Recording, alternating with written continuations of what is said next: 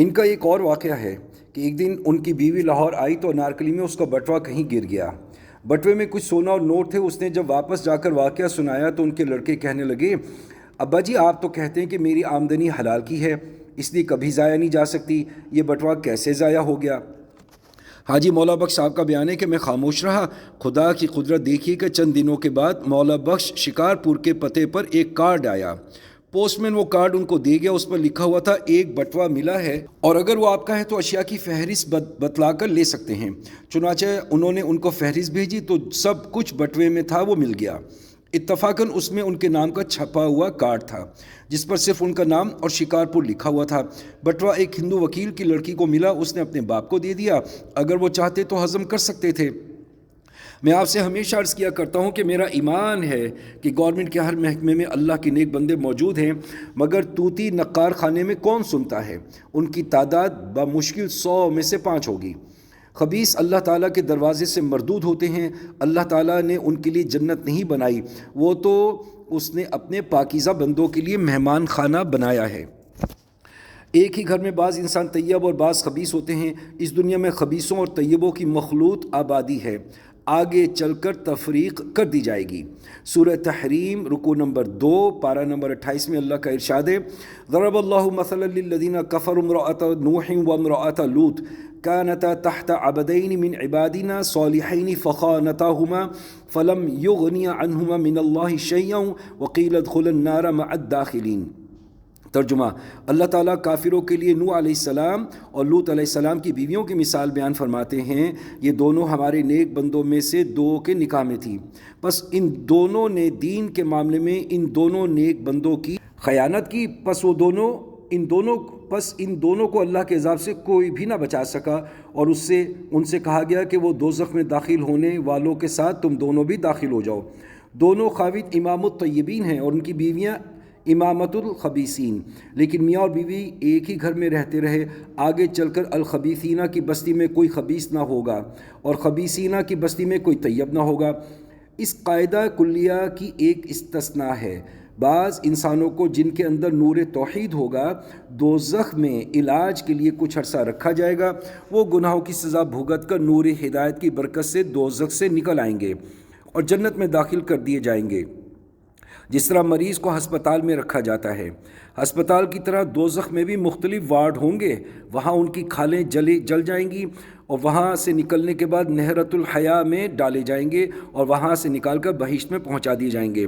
بعض چیزیں بظاہر طیب اور بعض باطن میں بھی طیب ہوتی ہیں، اسی طرح بعض بظاہر خبیث اور بظاہر طیب لیکن باطن میں بھی خبیث ہوتی ہیں، جیسے بکری اور لیلا بظاہر طیب اور سور اور کتا خبیث جانور ہیں۔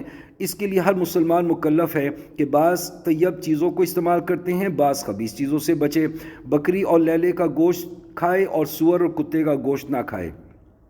باطن میں طیب اور خبیث کی تمیز فقط اللہ والوں کو ہوتی ہے۔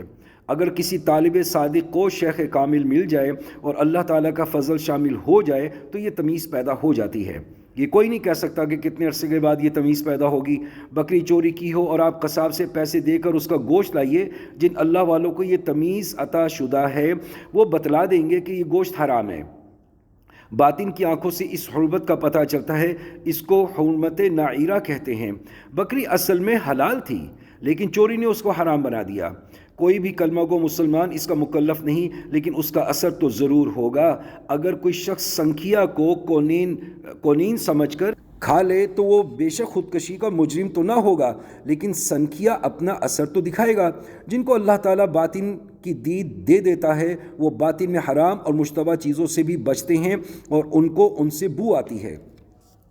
کابل میں ایک زمانے میں ایک مجذوب رہتا تھا، لوگ ان کے ہاں پھلوں کے ٹوکرے لے کر جاتے، یہ پھل بظاہر طیب لیکن حقیقت میں خبیث تھے، اس لیے وہ فرماتے کہ کسی پھل کو تو کھا لیتے ہوں گے، خدا نے دید دے دی تھی کون سی چیز کھانی اور کون سی نہیں، لیکن دانستہ حرام کھانے والے بھی موجود ہیں۔